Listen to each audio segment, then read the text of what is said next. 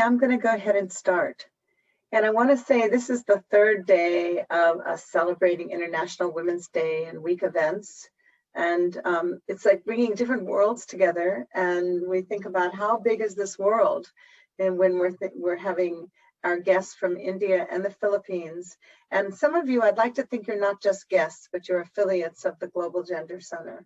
So Kent, when you say your students are here, and Brittany will show on the next slide, we have members, and I think some of you are members. If you've got the slide behind you, I hope you're a member of the Global Gender Center. But I want to tell your students that you can also join to be a part of RTI's Global Gender Center. We're very welcoming, we're very diverse, and the center now has been going on for 7 years. On top of our regular work, we do this Global Gender Center. I think some of you know how that goes, along with other teaching duties and other things we do. And our impact right now has been in over 80 countries. And you're going to hear that kind of comment from Paul Weisenfeld over the IDG group in just a moment. But I just wanted to say that when we are trying to address the inequities and inequalities in the world and speak about women, it's not just women. So gender is a spectrum. When we think of women and men and relationships and people that are LGBTQ groups of populations, and especially LGBTQ that face tremendous amount of violence or issues in substance use. So raising our own sense of awareness and doing better at what we do is what this community is about. We are here as a collective trying to help each other. In our the Global Gender Center, we try to create an environment of inclusivity. So I hope those of you who join, you can actually go through what we've been trying to do for 7 years, and we can always be better, so we're open to feedback. So we welcome you. If you don't know, I'm Wendy Wexberg, the director, and I couldn't do it without Brittany Howard, who's told you, is organizing you and said good morning to you and has the gorgeous pink hair, and she went off because she's doing the slides, but everybody knows Brittany. I also want to introduce Isa there, who's tweeting, to let you all know that we've been tweeting the last few days, and I've been tweeting after her, she's been tweeting after me, and we want to make sure that there is a social media presence of the Global Gender Center, and I even think RTI has been doing some tweeting after us. So please put it out there in your social media if you feel so. So with this, I think the day I'm turning it over to Ana Perez, but I want us first to hear from Paul Weisenfeld, who is the overall IDG at RTI. And I know he keeps saying it's Women's International Day, but it's actually a week, it's a month, and it's unfortunate that we always have to do this, but we're still not there in addressing inequality globally. So we'll just keep working at it together, right? Okay, thank you very much. All right, let's hear Paul. Hi, I'm Paul Weisenfeld with RTI International, and I'd like to say a few words as we celebrate International Women's Day. As we work to advance gender equity around the world, it's important that we remember that this isn't just a goal for people with gender in their titles. It takes all of us. At RTI International, we're committed to ensuring that all of our international development projects strengthen gender equity and achieve concrete and measurable development goals for women and girls. RTI's Global Gender Center is dedicated to accelerating gender equity by advancing gender equitable research, policies, programs, and project interventions. Overall, at RTI, we support gender-related projects in more than 80 countries because we know that gender equity and improving opportunities for women and girls are fundamental to development in all sectors. So to everyone who's striving, innovating, and thinking outside of the box to advance gender equity through your work, thank you.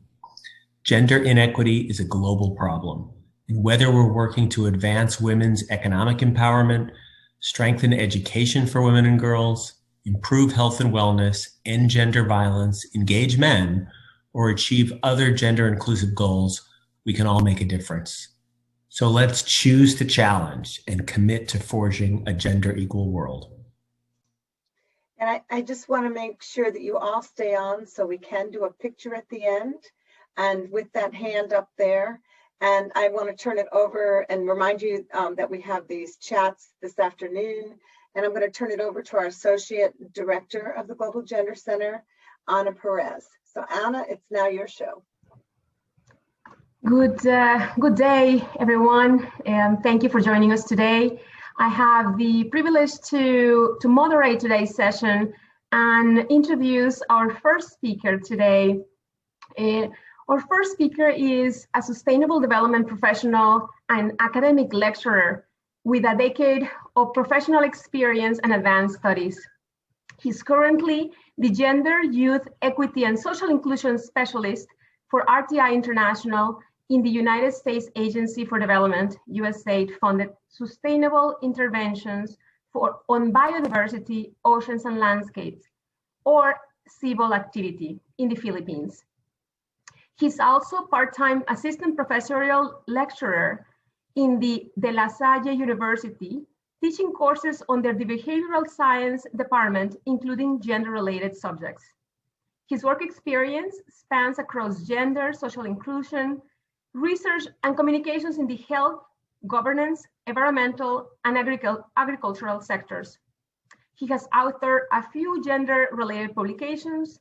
He holds 2 master's degrees and currently is joining us from Manila. Please help me welcome our first speaker, representing USAID Philippines CIBOL activity, Gender, Youth, Equity, and Social Inclusion Specialist, Kent Tanggalan-Kalan. Thank you very much, Anna, for that very kind introduction. So good evening from the Philippines. Good morning, good afternoon from every corner of the world who's joining us for today. Happy International Women's Day, Women's Week, Women's Month to everyone.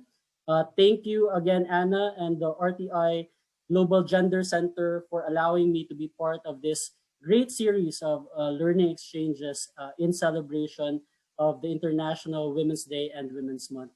I'm very humbled to be one of the speakers for tonight over this week of celebration from all around the world with our RTI International Development Group and the RTI Global Gender Center.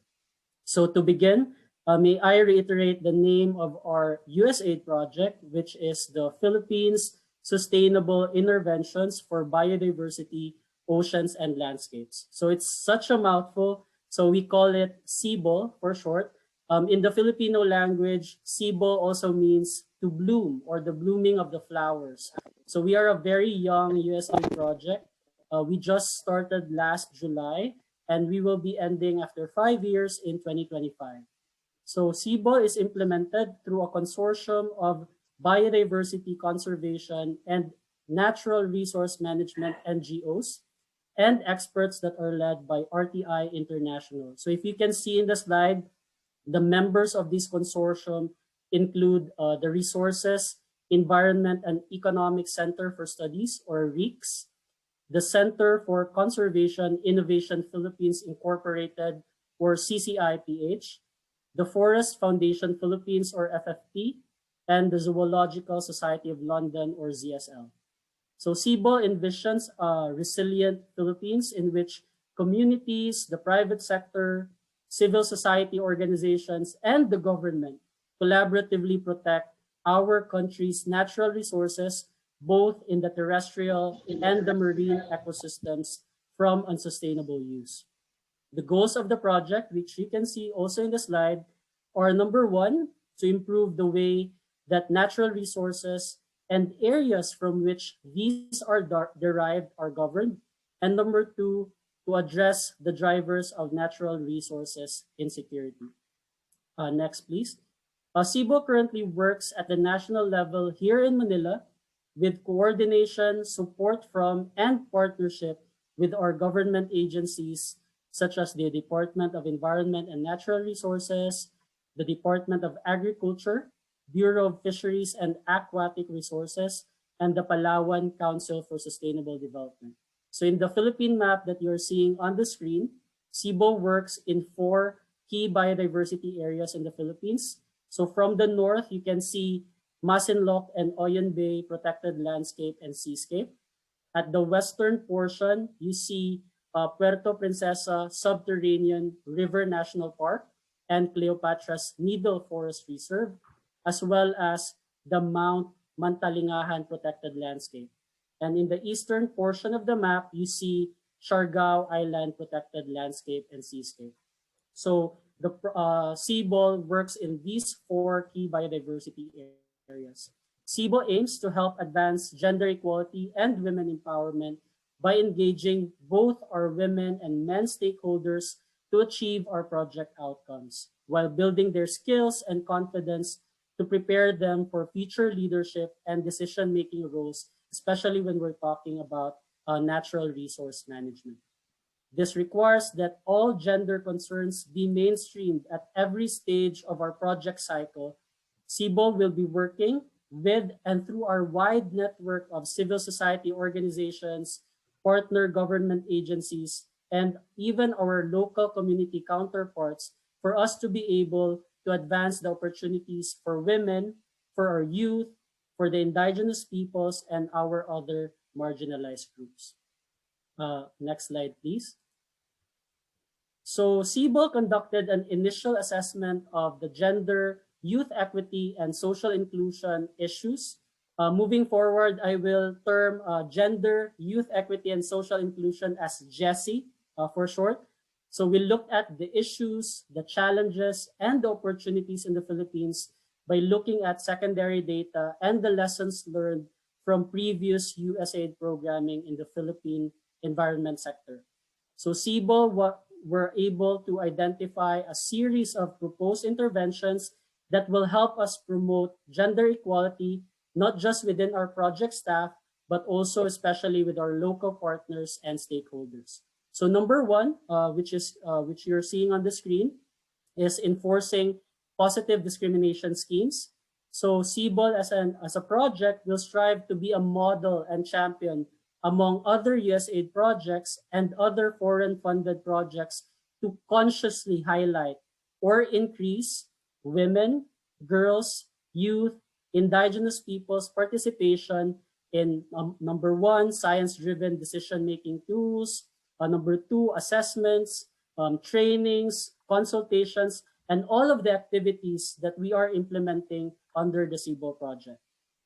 To the extent that CBOL activities will involve working with universities and research organizations, we will put a conscious effort to highlight and increase the participation of women and girls in terrestrial and marine resource management. Examples of these are when we are looking for enumerators and team members that will be hired and trained of one of our activities called the Socioeconomic Assessment and Monitoring System. In short, we call it the SEAMS survey. We also conduct gene banking. So in all of these activities, we will be placing specific positive discrimination mechanisms for women and youth and the indigenous peoples if applicable. So in most of the SEAMS activities or in gene banking surveys, there is a very low participation of women in terms of these kinds of surveys and gene banking activities. So CBOL will try to change that as, again, being a model and champion among other USAID projects. CBOL will also be requiring, for instance, in our trainings called the Community Managed Savings and Credit Association, for RED+. RED+ in the environment sector stands for reducing emissions from deforestation and forest degradation. So it's a mechanism. So we call it RED+. And also in our activities, such as when we are trying to assess the ecosystem services accounts, all of these through CBOL, we will be designating working groups that will include women, youth, and IP representatives as applicable, or the government's existing gender and development focal point system members. So that's our first strategy. The second strategy will be building a network of GESI allies. So GESI again stands for Gender, Youth Equity, and Social Inclusion.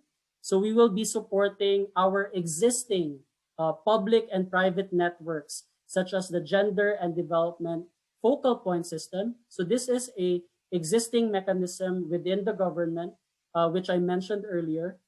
This is within the national, the bureau, and the field levels. So we will be bringing together these allies that are committed to our shared goals of gender equality, women's empowerment, youth equity, and social inclusion.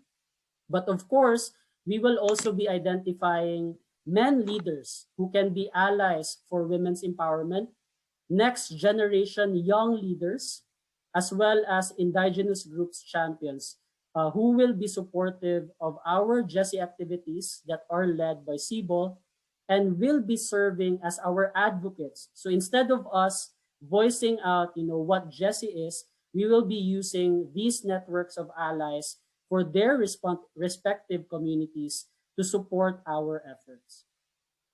Our third strategy, CBOL will be transforming policy instruments and reporting frameworks. So we will be seeking to institutionalize the impact of our GESI strategies.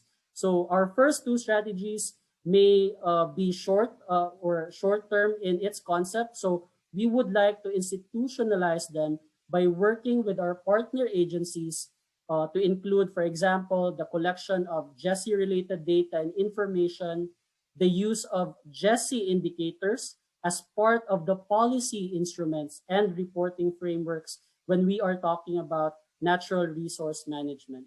So when we are trying to identify these policy instruments and reporting frameworks, we will look at the try to identify the opportunities where these frameworks and policies can value or can highlight the importance of integrating an analysis on the issues of gender, youth, and social inclusion. So when you look at policy instruments and reporting frameworks, most of these are very gender blind. So we will be trying to work with our partner agencies, especially in the government level, for them to see the value of putting that analysis in the issues of GESI. We believe that when we have this assessment, this raises awareness, the awareness of the challenges in relation to GESI, but also spurs action with our partners. So this will help us further determine, for example, what are the appropriate equitable benefit sharing mechanisms when we're talking of RED+, it will help guide us in creating new systems for decision making to become more inclusive and transparent that allows the marginalized sectors, to get a seat on the table, for their voices to get heard.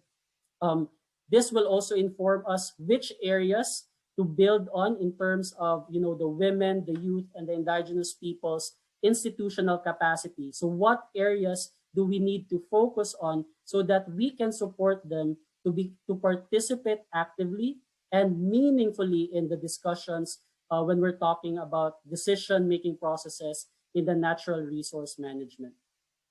Number 4, our fourth strategy, we will be promoting a GESI-sensitive environmental law enforcement. So we will be ensuring that our curriculum and the campaigns that we have on environmental law enforcement are sensitive or transformative at best when we're talking about GESI, and they do not perpetuate stereotypes on women, on youth, on indigenous peoples, and other marginalized groups. So examples of these specific activities for us to achieve this strategy is, number 1, we can create distance learning and on-demand platforms for environmental law enforcement trainings that can be accessible to women, youth, and IPs. We will be conducting trainings on sexual harassment, exploitation, and abuse, or in our sector, we usually call it SHEA, and effective human resource management strategies towards hiring and retaining more women, especially when we are working with the partner agencies that are involved in environmental law enforcement. We'll also be developing relevant gender toolkits that will help these personnel understand what is GESI in the concept of environmental law enforcement. And I think a very good activity or mechanism of this is also ensuring that when we have speakers and trainers in the panel of environmental enforcement trainings, we should be including women and not only men only panels. So when you go to an environmental law enforcement training, it's very common that you get all men panel in those trainings. So we will be changing the landscape through CBOL by making sure that these panels of environmental law enforcement trainings will be highlighting, the role of women and the women champions that we have for the sector. Next slide, please. A significant component of our strategy is also communicating the progress of our shared work with our partner agencies, in achieving gender equality, empowering women and girls, providing opportunities to the youth, and championing inclusive strategies to our stakeholders. So if we don't communicate our progress, we will not be able to share, these best practices and lessons learned with our local and partner agencies. Hence, we will ensure that our stories are told online. So this can include social media, websites, and news. This will highlight women, youth, indigenous peoples that are being showcased as role models in the sector. We will ensure that their stories are told in learning exchanges. So these are modules, webinars, conferences, where specific sessions on gender and inclusion can provide opportunities to showcase, the different best practices and lessons learned on GESI in terms of natural resource management governance. And finally, in our information, education, and communication or IEC products, so this can include campaigns, infographics, posters, and the like, which will compile the stories of our women, youth, and indigenous peoples that will challenge the stereotypical biases on their inputs towards environmental decision-making, their inputs towards scientific innovations, and their inputs towards biodiversity-friendly enterprises.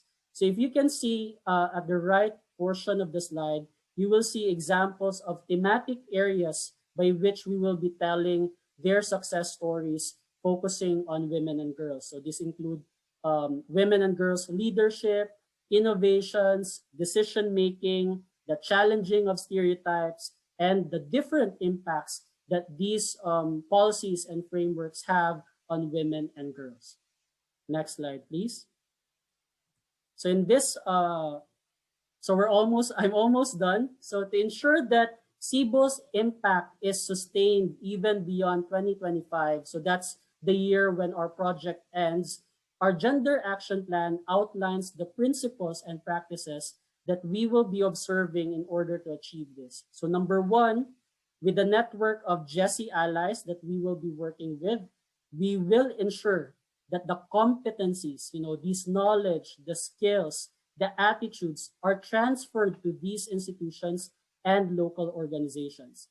Number two, policy instruments and reporting frameworks will ensure that GESI goals, objectives, and strategies can be sustained even after the turnover of personnel that we have trained or were partners of CBOL during its implementation.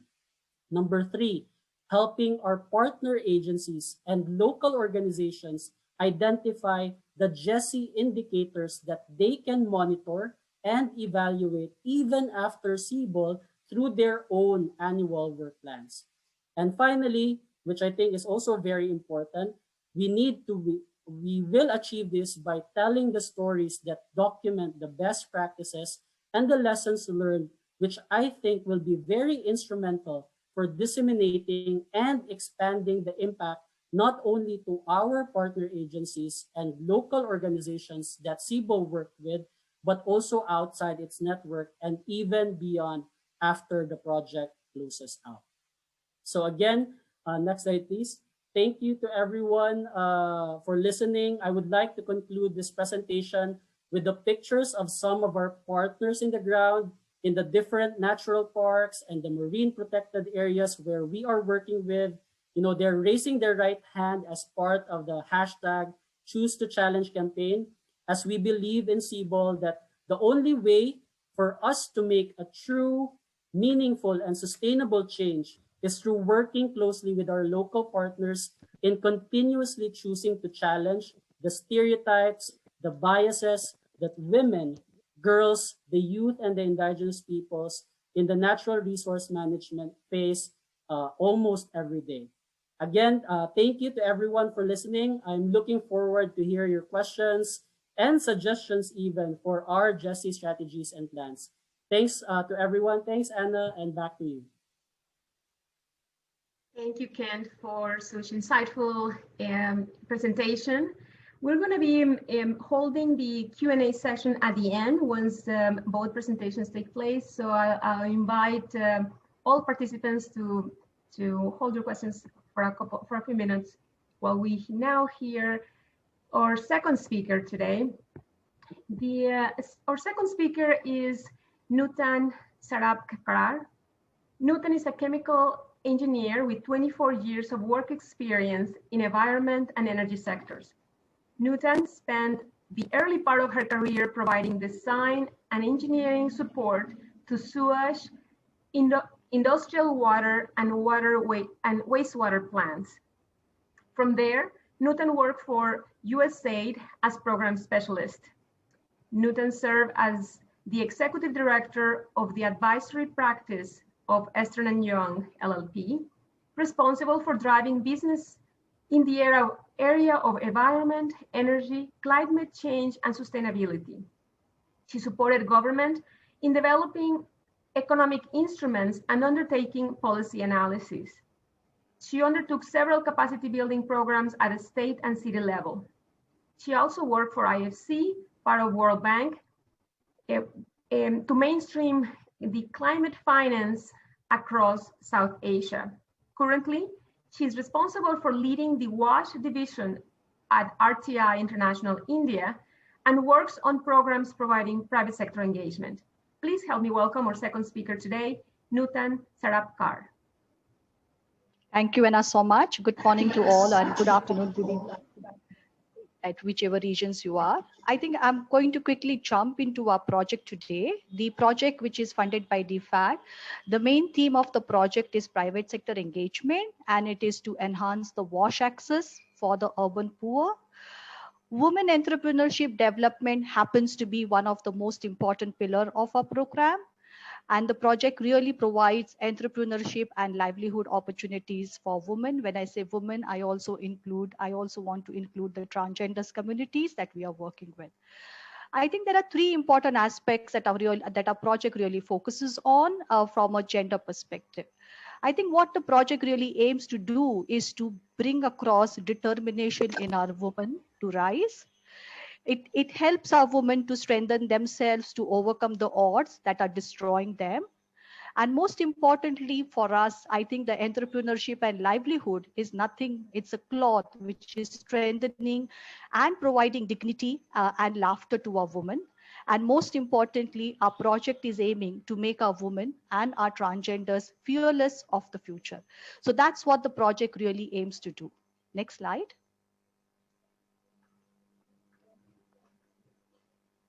Next slide. As I mentioned, this project is funded by DFAT under the Water for Women Fund, which is a $100 million project. The WashUp is a market enabling platform, and I will quickly explain in a very brief details what the project is all about. Next. Before we jump into the project, I just want us to just close our eyes and really imagine how the year 2030 is going to look for all of us.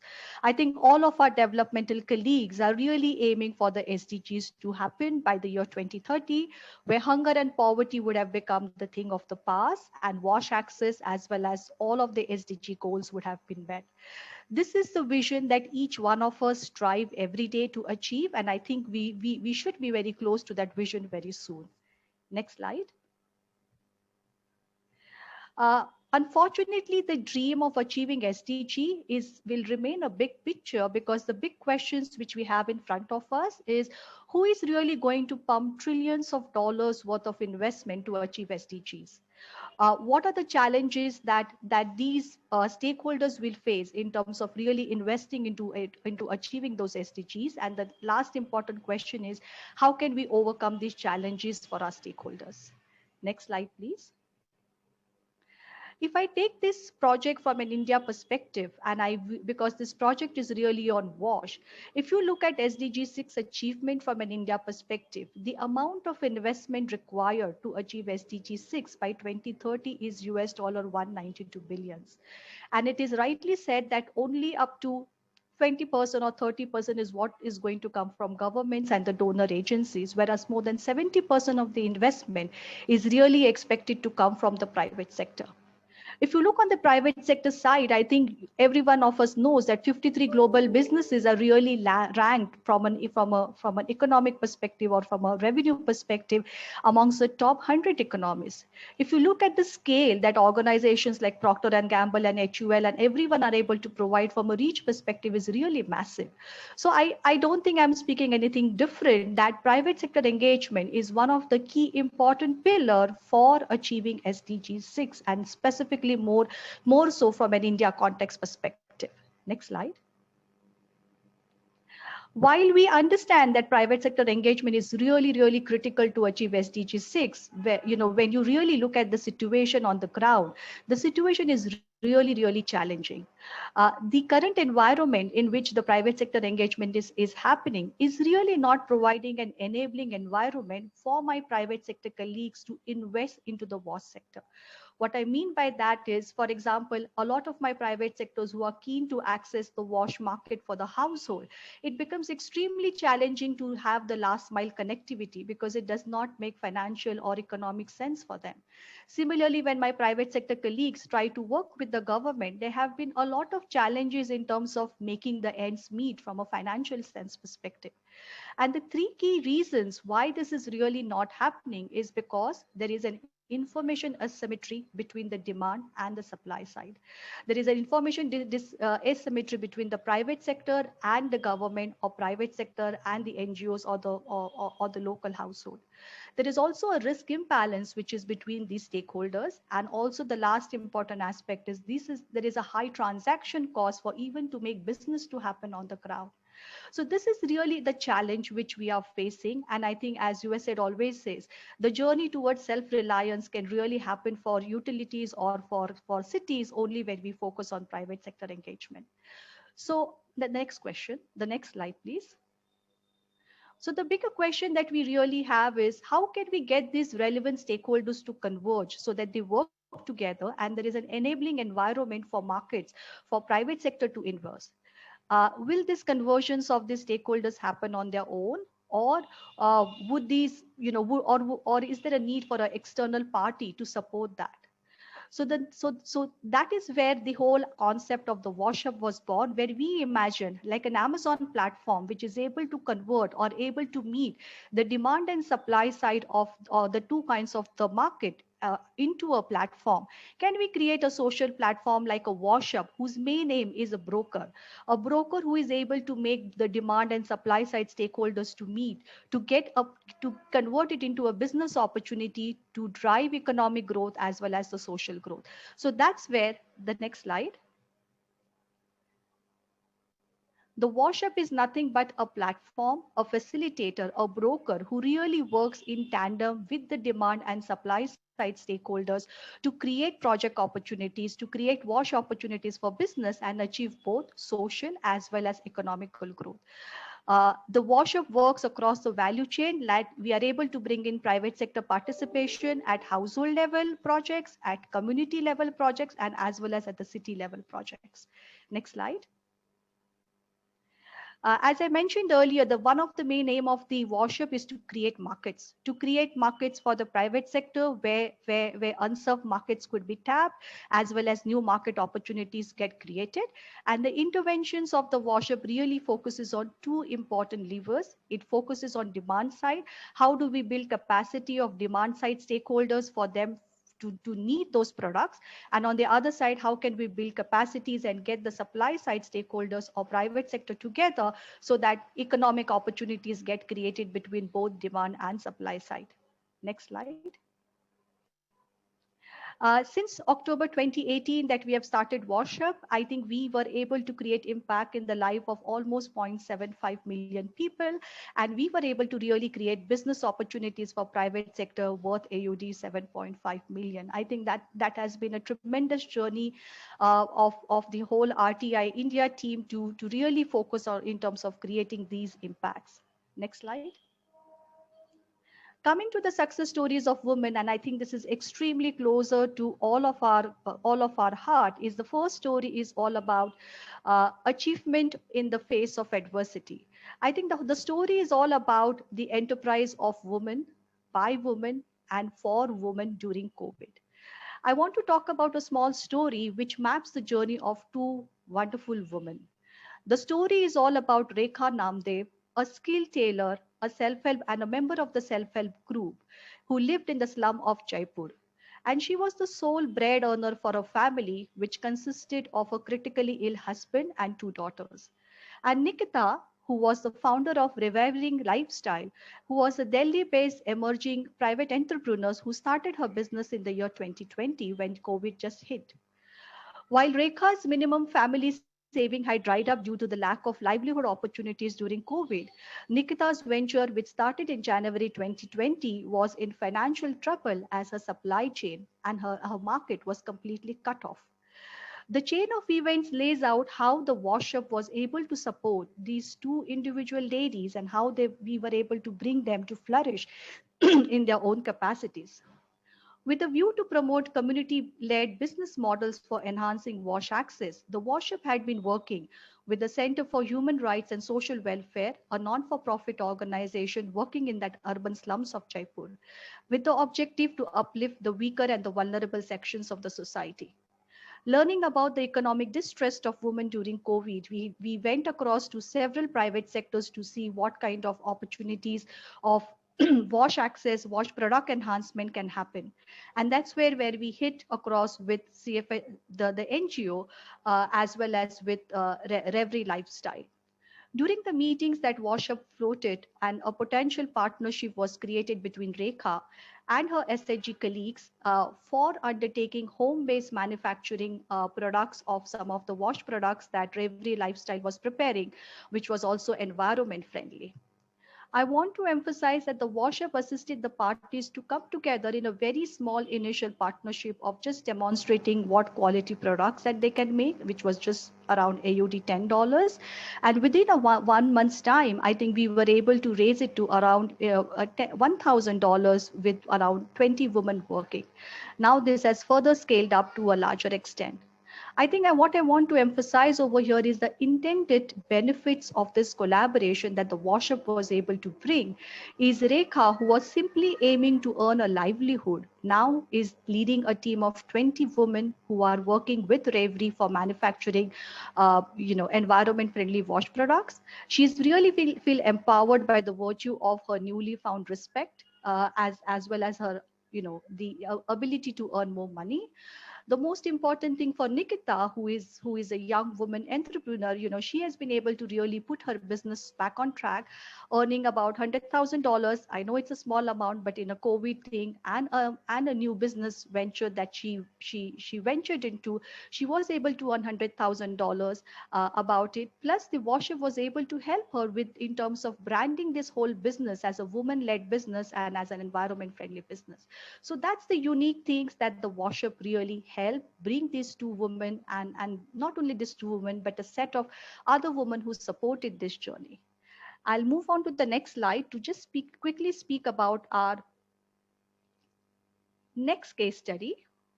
This is the most interesting case study, and this is a case study about the challenges that India face with respect to public toilets. I think all of us knows, and people who have visited here in India knows about the situation of our public toilets.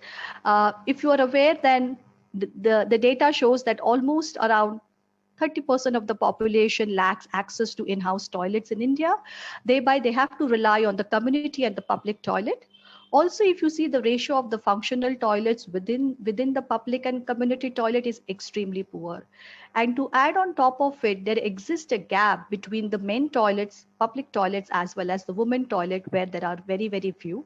Also, the gender aspects of these toilets have never ever been considered. The inadequacy of the community and public toilet and the poor maintenance really, leaves the urban poor in a state of dire need for having access to some of the basic wash needs on a day-to-day basis. At the same time, while we were trying to get the solutions to this particular problem, the pandemic has really hit us very badly, and we realized that the marginalized people, the women, were the most affected from a livelihood perspective. Now, to solve these two twin challenges that we had, we worked with our private sector partner, IRAM Scientific Solutions, and we brainstormed to create a business model, which is called as the micro enterprise for sanitation and health model. This model really looks at the challenges both from the perspective as to how access to community and public toilet can get enhanced and how financially sustainable these public toilets could be. And on the other side, how can these women who really needs livelihood would get job opportunities out of it. I think the unique combination that it has, the mesh is a model which really has a public toilet and a shop, which really sells, wash products, healthcare products, as well as nutrition products. And I want to be very, happy about it that while IRAM, we supported IRAM not only to do the business model part of it, of this particular mesh, but we really got very marquee other private sector to support this shop of mesh. So for example, Hindustan Unilever through its nutritional products are actually stacking up this shop. We also have Apollo Hospital, which is one of the leading hospitals in India to provide some of the telemedicines for our urban poor people, and so on and so forth. We at least have 5 marquee private sectors that we brought in to support this mesh shop. The woman really, earns livelihood opportunities much way beyond what they earlier had got. And I'm very proud to say that with the blended finance concept that we were able to adopt, we were able to actually put on board 7 mesh units in Odisha. The first one, which got inaugurated recently, is for our transgenders colleague, and that is in Angul. So I think the mesh model even the Reverie lifestyle examples, what we want to emphasize is that economic growth, private sector engagement, and gender, they all go hand in hand. We believe in empowering our women by providing them livelihood, by making them entrepreneurs, by making them strong so that they have all the strength to live their life. Thank you so much.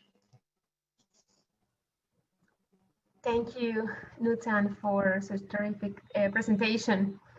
We'll want to now give the audience a possibility to interact with both of our speakers and ask any questions you may have. We have one of the questions already coming on the chat from Jenny El Amco. This question is for Kent. Does your GESI indicators integrate the gender analysis tools employed by the Philippine Commission of Women? And how does the work harmonize with the GAD plan and budget? If you can, that is mandated by the localization of Magna Carta of Women. Thanks for that, Anna, for reading those questions. And thanks again for Doc Jenny for joining us tonight. So to answer the question number 1 regarding whether CBOL is making use of the gender analysis tools of the Philippine Commission on Women, the answer is yes. So the Harmonized Gender and Development Guidelines, or the HGDG checklist, are actually integrated in CBOL's activity designs and activity reports. So that means for every activity that we do, there is a 10-point checklist that's integrated in our activity design that will help guide our technical specialists. So some of these technical specialists may not be familiar about GESI. So through that simplified checklist coming from the tools that were developed by the Philippine Commission on Women, that will allow our specialists to understand whether the activities they are doing are also contributing to the GESI strategies that we've identified in the Gender Action Plan. And also in our activity reports, in order to measure whether there is a progress in the GESI strategies that we've identified based on the different activities that we are implementing. On the second question as to whether our work harmonizes with the GTB or the GAD plan and budget of our local government and national government agencies, the answer is yes, we will be, because so CBOL just started last year in July. We've encountered a few challenges given the pandemic, but we are now moving forward, and we are actually arranging courtesy calls and orientation meetings with the gender focal point systems of our government agencies that will be happening within this month and also in April, for us to introduce to them what CBOL is, what are our GESI strategies, and what are our collaborative points where we can work together in supporting them in their GAD plan and budget, but also in helping them improve the design of their GAD plan and budget based on CBOL's strategic approaches, focusing on science-driven decision-making, promoting or providing economic incentives, and improving environmental law enforcement. Thank you. Thank you, Kent. The next question is for Newton from Ariana Smith. And the question is, what do you see as the top 3 most important aspects required for women's empowerment programs? Thank you, Ariana. And I'm not a gender expert, so apologize, Wendy and others from the gender team if my answer is not right. I'm purely talking from my years of experience working in the developmental sector. I think there are just 3 important aspects, according to me, that one needs to do for women empowerment. First is the whole aspect of behavioral change. I think taking shit is not allowed, and I think how can we really make our women understand taking shit is bullshit. So I think first aspect is really the behavioral change. The second aspect for me is education, and the third aspect for me, which is extremely important, is provide her with an opportunity of livelihood, and in any which ways, if you can give her the fire in her belly to do things, I think I would go with those 3 aspects. Thank you. I just want to respond to Natan thinking she's not an expert. I thought she did an outstanding talk. Her response is that we're in this together and we will move this dial. So I want to thank you for that, and thank you for being so honest.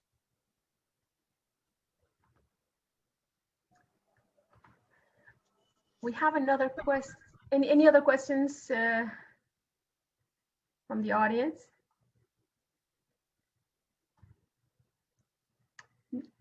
Now, I have a question for Kent. Kent, I understand that among the Asian countries, the Philippines ranks as the highest in the world in the World Economic Forum Global Gender Gap Report. How do you think that the community will respond to the proposed affirmative actions that the project is being implemented, and the positive discrimination schemes that you described? What kind of resistance do you anticipate seeing, observing? I'm very interested to hear about that. Okay, thanks for that question, Anna. Yeah, that is correct. The Philippines currently ranks the highest among the other Asian countries in terms of the World Economic Forum's Global Gender Gap Report, although we actually dropped 8 places from last year, given that there is a problem, or especially in the dimension of political empowerment. So we have fewer women in terms of the dimension of political empowerment compared to the previous years. And to answer your question regarding what do you think will be the response of the community with our positive discrimination schemes, in the outset, I think there is an increasing awareness about women empowerment in the Philippines. It's something that is very familiar with our partner government agencies that we are working with, even among the local organizations that we work with. But we also conducted in CBOL, it's called the Political Economy Analysis. For most of us in the RTI community, we are very familiar of this tool. So for those who are attending and have heard this for the first time, we are using this tool in order to determine the political issues and identify what are some challenges that we will be facing in the sites in order and for us to be able to address those challenges and through our interventions. So we've conducted this political economy analysis. I think Sir Elmer is here. So Sir Elmer Mercado, one of our technical specialists, is leading this political economy analysis in CBOL. And we have integrated a gender component in that analysis. And based on our initial results, we are seeing probably the resistance will come number one, there is a lack of understanding about the value of women's representation in natural resource management. We have policies that already mandate 30% women's representation in community-based forest management activities, 40% in protected area management boards. But when you look at the actual numbers, these are not very well done in reality. Number two, I think there are very strong cultural notions about leadership, especially when we're talking of indigenous peoples.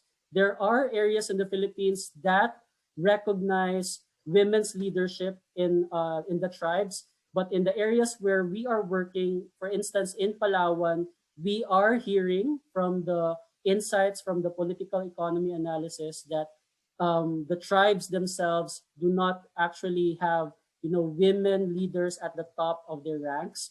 Number three, I'm looking at is probably the limitations of our policy in terms of membership.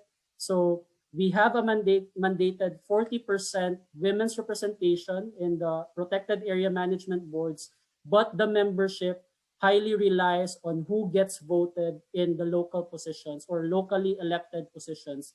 And if you look at the numbers in where we are working, in the sites where we are working with, most of those who are seated in those locally elected positions are men. So that makes the membership in those management boards automatically becoming men as well, because those who are voted in the locally elected positions are men and making them automatic members of the management boards. So I guess that would be some of the challenges that I think we would be facing as we try to enforce this positive discrimination schemes. Thank you, Kent. I appreciate your response.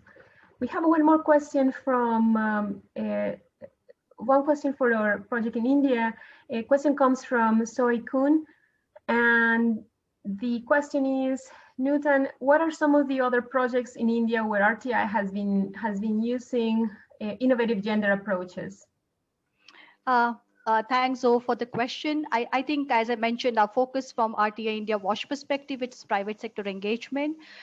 And with respect to that, I think we are trying to work with a lot of large private sector, be it IFB, which is into commercial laundry space. We are trying to create a Dhobi program. I don't know if anyone understand Hindi, but Dhobi is basically people who are the most vulnerable people who collects clothes from individual houses and go and clean those those clothes. So we are actually creating a Dhobi livelihood program involving women, transgenders, and men all put together. So that is something we are currently discussing with IFP. Similarly, for Sato Lixil, which is a global brand, we are currently discussing with them about a Sato Max program, which is really providing creating marts at household levels for selling wash kinds of products. And on the other side, we are, we currently finished a project with Hindustan Unilever for a community wash base center. And I think the design of this particular program and the whole infrastructure is done in so much of gender sensitive way that we currently help them with the design and doing the impact assessment. So these are some of the three examples of our we work with private sector, but we really try to wear the gender lens. And I would say, not when I say gender, I mean I mean a Jessie lens, to be more specific. Thank you very much, Nutan. Anna, if I might add, Lopa and Miriam are also adapting a gender intervention for couples that that is going to go into the field, and they've done some formative work with that. So that is also working with men and women in India, and that's I'm helping them with that. So that's been ongoing. That I've been working with them for the last year or two, actually. Fantastic. I have a question. Oh, okay. I just have a question, and it's really for Kent and Nutan and for the open discussion, is that all this very much important work that you're doing, and I want to thank you for such awesome talks, are so important. But there's a very sensitive issue that we actually haven't talked about in the Philippines and India, and that has to do in more or less in the rural areas. And the unspoken things that happen is the trafficking of young girls and boys that actually are occurring in the sex industry in the Philippines and in India. But the Philippines have certainly been in the media and in actually articles with the sex trafficking and the abuse that's gone on. And I just wonder if we could comment on that, because these are people that do not have voice or power. And I don't know if that's in any way you who are on the ground can speak to who's really working on these issues, because these are really the voiceless and the powerless.